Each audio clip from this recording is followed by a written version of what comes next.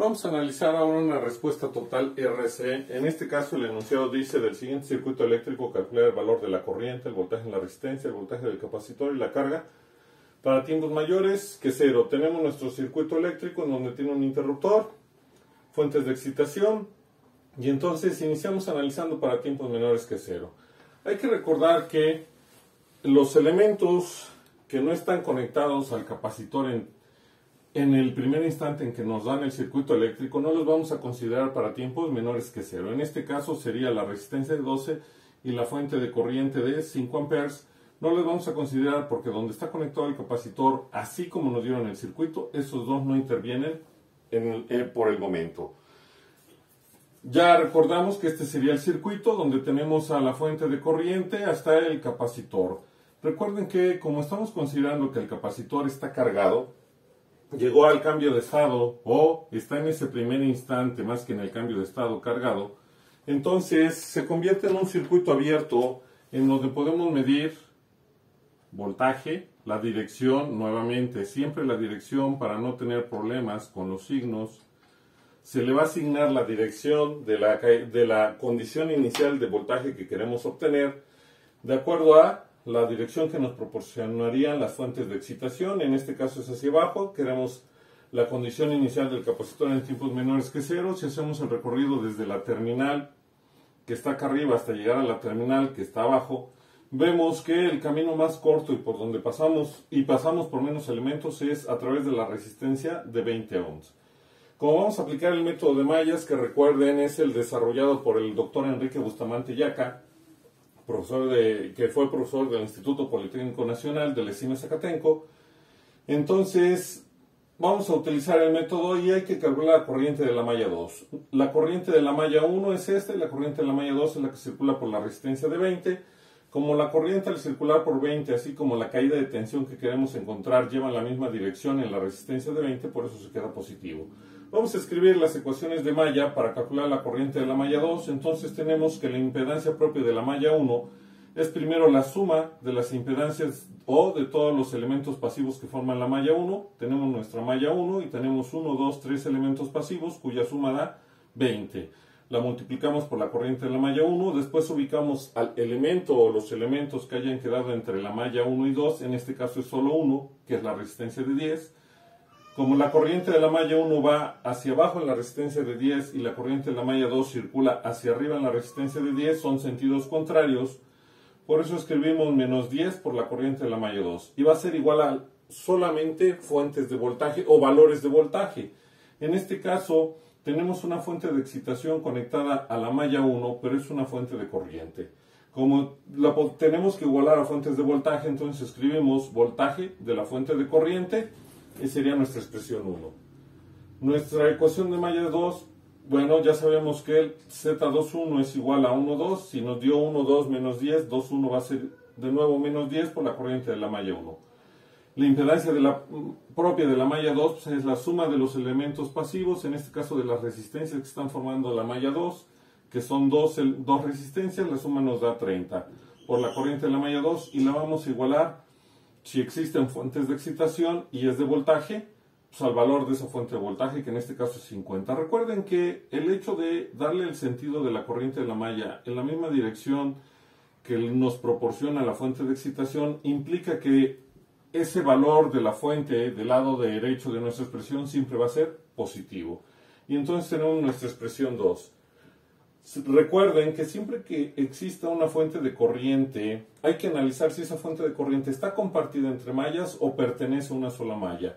Para el caso que estamos analizando, la corriente de la fuente o la fuente de corriente solo está conectada a la malla 1, por eso podemos escribir que la corriente de la malla 1 es igual al valor de la fuente de corriente, que es 10, y sería nuestra ecuación 3. En este caso, lo único que vamos a hacer es sustituir a la ecuación 3, que es la corriente de la malla 1, a la ecuación 2, y despejar el valor de la corriente de la malla 2. Realizando lo anterior, tenemos que la corriente de la malla 2 va a ser igual a 5 amperes. Entonces ya podemos calcular el voltaje del capacitor en tiempos menores que 0, que sería la condición inicial, y va a ser igual a 20 por la corriente de la malla 2, que es 5, nos va a dar 100 volts. Como ya encontramos la condición inicial del capacitor en voltaje, no hacemos ya nada más en tiempos menores que 0 y podemos empezar a trabajar en tiempos iguales a 0. Recuerden que siempre en tiempos iguales a 0 vamos a cambiar la posición del interruptor. En este caso nuestro interruptor está conectado en la terminal 1, entonces lo que vamos a hacer con el interruptor es cambiarlo a la posición 2 o a la terminal 2. Al momento que realizamos ese cambio, tenemos que para tiempos mayores que 0, vamos a analizar el circuito donde haya quedado el capacitor porque es el que nos produce cambios en el tiempo o en nuestra estructura eléctrica. En este caso, el circuito en el cual quedaría el capacitor es en el que se forman solamente el capacitor, la resistencia de 12 ohms y la fuente de corriente de 5 amperes. Recuerden que estamos analizando circuitos series, por lo que vamos a aplicar intercambio de fuentes para cambiar esta fuente de corriente por una fuente de voltaje. Ya sabemos que el voltaje de la fuente de corriente que vamos a encontrar, aplicamos ley de Ohm. Lo que debemos de considerar es que la fuente de corriente siempre tenga en paralelo a una resistencia o a una impedancia, en este caso es una resistencia. Aplicamos ley de Ohm, sería el valor de la resistencia que está en paralelo a la fuente por el valor de la corriente de la fuente. Nos da 60 volts. Y entonces ya tenemos el circuito serie para empezar a trabajar. Hemos resuelto circuito serie y de todas formas yo les he mencionado que a pesar de trabajar con circuitos serios o circuitos paralelos RC, deberíamos de obtener las mismas ecuaciones. Entonces en este caso sería a partir de aquí trabajar como se ha hecho con todos los circuitos, aplicando leyes de Kirchhoff de voltaje, haciendo cambios de variable y obteniendo los resultados. Vamos a trabajar ahora con el circuito paralelo, en este caso, por eso estoy escribiendo aquí el punto A y mi terminal base o 0. Y si analizamos las corrientes que circulan en este circuito, bueno, la corriente de la fuente va a entrar a este punto, al punto A, y una corriente va a circular hacia abajo, que sería a través de la resistencia, al igual que otra corriente, que sería a través del capacitor. Recuerden que lo que hemos considerado es que corrientes que salen de un nodo se consideran positivas y corrientes que entran a un nodo se consideran negativas. Por eso tenemos que al aplicar leyes de Kirchhoff, en el punto A, tenemos que es la corriente de la resistencia por salir es positiva, más la corriente del capacitor por salir del nodo es positiva, menos la corriente de la fuente de corriente porque está entrando al nodo, va a ser igual a 0. Sustituimos, ya sabemos que siempre la corriente de la resistencia en el tiempo va a ser el voltaje sobre la resistencia. La corriente del capacitor en el tiempo es igual siempre al capacitor por la derivada del voltaje con respecto al tiempo. Y la corriente de la fuente, como es un valor constante, lo podemos pasar al lado derecho de nuestra expresión, quedando en este lado negativa, quedaría positiva la corriente de la fuente de corriente. Esa es la ventaja de trabajar circuitos con capacitores en paralelo, que ya no tenemos que hacer ningún cambio de variable. Ya tenemos una ecuación diferencial de primer orden y además es no homogénea, en donde podremos empezar a trabajar. Recuerden que lo que vamos a hacer es todavía simplificarlo un poco más para obtener los resultados. Entonces empezamos utilizando al operador, que ya sabemos que es D mayúsculo, igual a la diferencial con respecto del tiempo. Y además, como están en paralelo y el que nos interesa son los cambios que produce el capacitor, por eso decimos que el voltaje del capacitor sobre la resistencia más C por la derivada con respecto al tiempo, que es D ahora, por el voltaje del capacitor es igual a la corriente de la fuente de corriente. Factorizamos el voltaje del capacitor y tenemos que es el valor del capacitor por el operador D más 1 sobre R, todo ello por el voltaje del capacitor en el tiempo es igual a la corriente de la fuente de corriente. Ya sabemos que el coeficiente de la D, que siempre es nuestra variable a calcular, debe de ser 1, entonces dividimos toda la expresión entre el coeficiente que tiene la D, que es el capacitor, y entonces nos quedaría D más 1 sobre RC, todo ello por el voltaje del capacitor en el tiempo es igual a la corriente de la fuente de corriente entre el valor del capacitor. Y esta ya sería nuestra ecuación diferencial de primer orden homogénea, a partir de la cual vamos a obtener el resultado. Por ser no homogénea, empezamos por obtener la solución homogénea en la cual la fuente de excitación, que en este caso es de corriente, es igual a 0. Al igualarla a 0, tenemos que la podemos igualar a 0 y ya nos queda una ecuación diferencial homogénea de primer orden. Por eso decimos que el voltaje del capacitor homogéneo, por eso la H, es la variable que queremos. Ya sabemos que en esta solución homogénea lo único que obtenemos es el valor de la raíz. Empezamos a despejar, este término pasa dividiendo del otro lado, toda cantidad que divide a 0 es 0, nos quedaría D más 1 sobre RC igual a 0, despejamos a la D y la raíz o la D va a ser igual a menos 1 sobre RC. Y entonces ya sabemos que el voltaje del capacitor homogéneo siempre va a ser igual a una constante por una exponencial elevada a la raíz que ya obtuvimos, que sería menos 1 sobre RC por T.